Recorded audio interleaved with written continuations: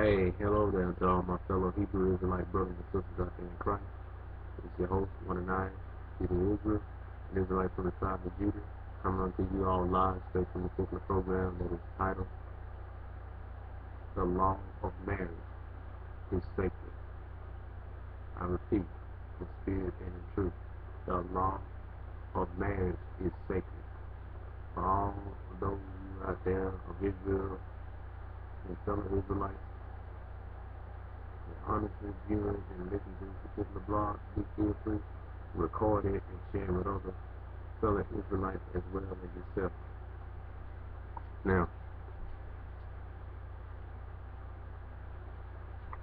um,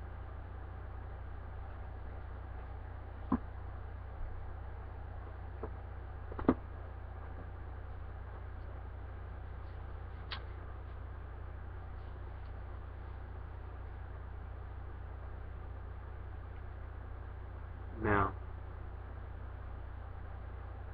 the law of marriage is sacred. For the act of marriage is sex, meaning that sex is the act of marriage.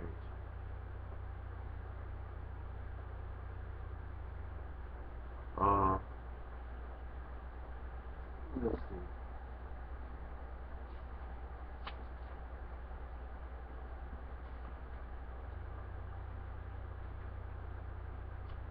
Let's note in the testimony slash New Testament under the epistle of Ephesians chapter 5,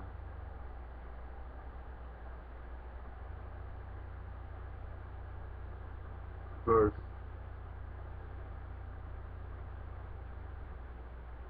31. For this cause shall a man leave his father and mother, and shall be joined unto his wife, and they two shall be one flesh. So how does a man and a woman become one in the flesh? Let's note here as it is found written.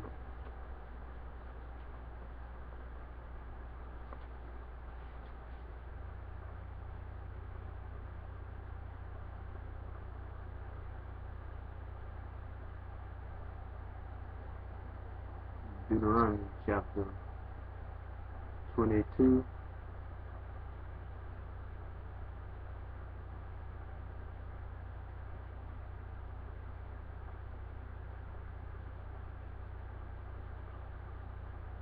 verses 28 and 29.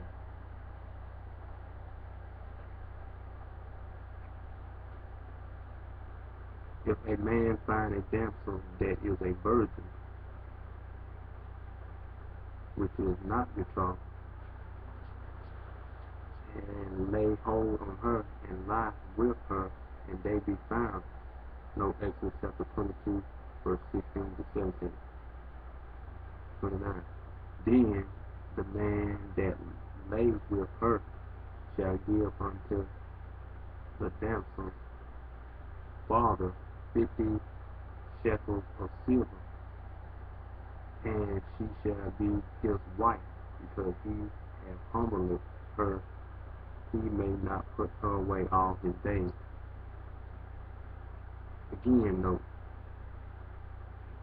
Exodus chapter 22, verses 16 and 17.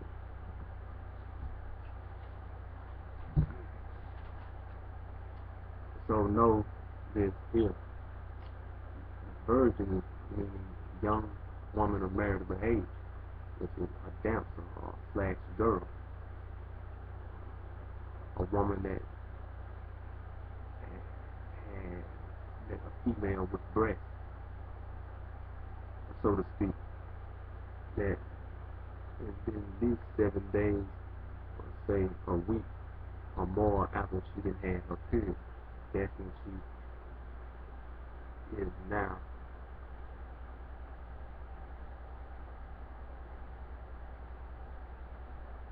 entering into womanhood to be classified in the category when you consider a young woman. or damsel, so to speak. What we call girl. All a girl is, a damsel is a girl, meaning a young woman. One of the female species being a woman. No longer a baby anymore. No longer female without breast, being female with breast.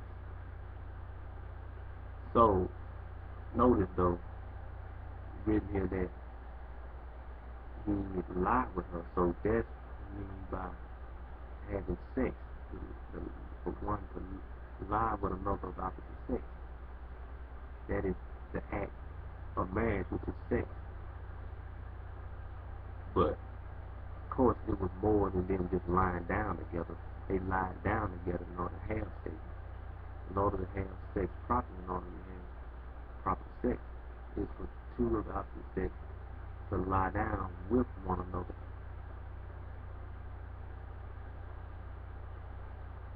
And be intimate with each other.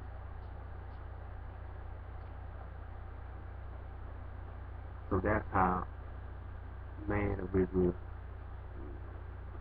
was joined unto the woman of Israel through the act of marriage, which is sex, being sacred unto the Most High. That's why we must, as the man now, being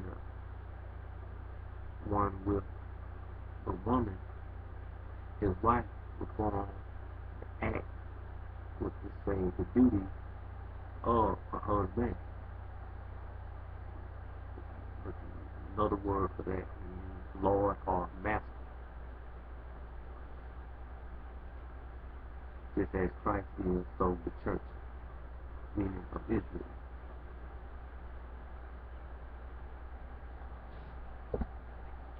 And being that it's the men of Israel that make up the nation of Israel,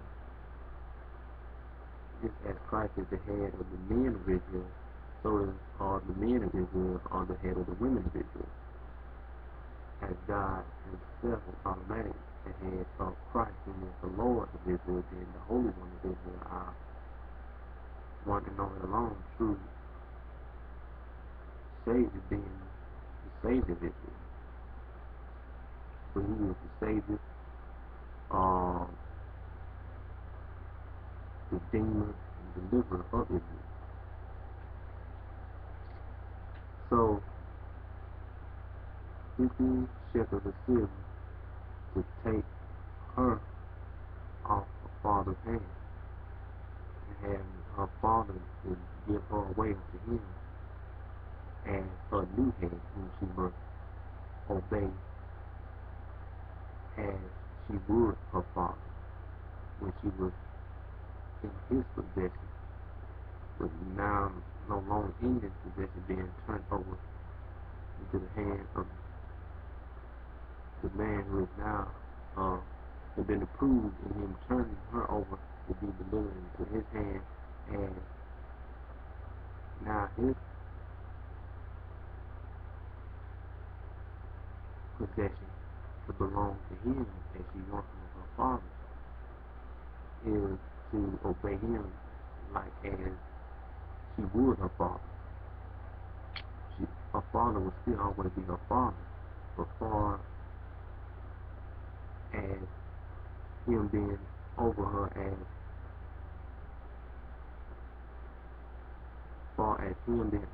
as her head is no longer anymore, being that she went from being betrothed into being married or becoming the spouse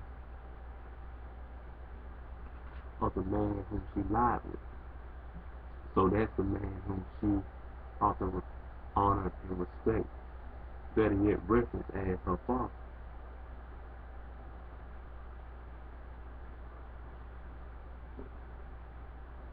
So that's why it is necessary be for any woman of Israel that get with any man of Israel that is not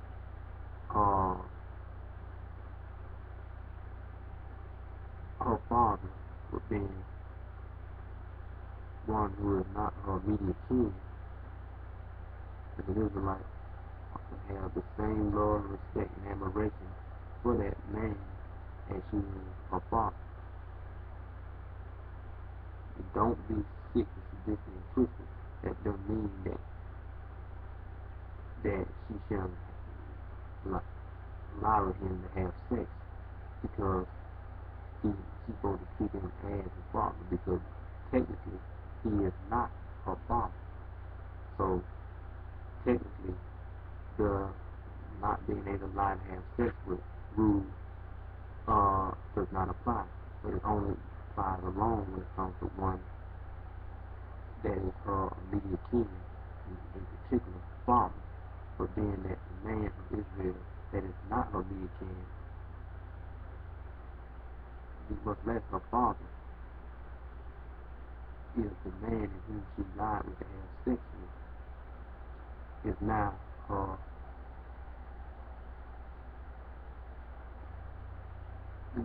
how to say new management, who she should look up to and adore and reference him as she would her father, like as if he were or was her father, even though not being her father. Like that. So 50 shekels of silver, which now is $50 worth, which would be like him purchasing her, which is the price of her dowry and price of what she's worth, her virginity is worth. And now to plant her seed within her room and open up to make it, which means her womb, or vagina, or pussy, whatever you would like to call it. Now for her to bear his seed and to nourish his seed and bring it forth and conceive him, that it may be brought about to be born into the world, for her to cherish his seed, which has to take care of his seed and help him raise bigger and better family. So that's what it's all about. For the law of marriage is sacred, is not to be taken lightly, to be taken for granted, but seriously, and one having thought about it, because it's a lot of responsibility that comes with such a sort thereof. But in this unrighteous society of the wicked, marriage is looked down to be frowned upon, or it's something not to be taken serious. But when it is non-insignificant, being very much so significantly important, period. But see, that's what Esau would have Jacob think, that marriage is not that important, when marriage is very important. So that's the whole reason for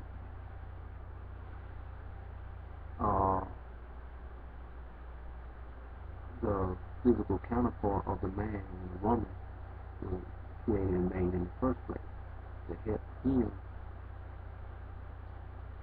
to produce and reproduce and populate and repopulate and procreate and reprocreate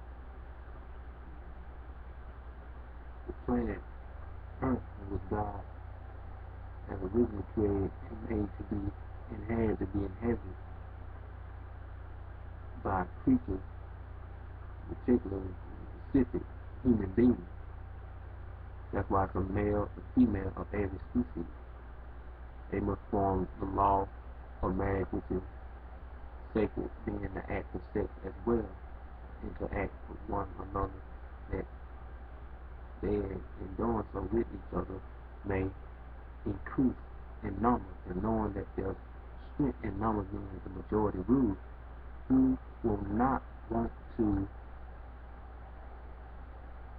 take that serious, and that ought to be by all means taken serious. So let us not forget, but always remember that the law of marriage is sacred. with that, I'd like to sum it up by saying it is what it is. Shalom.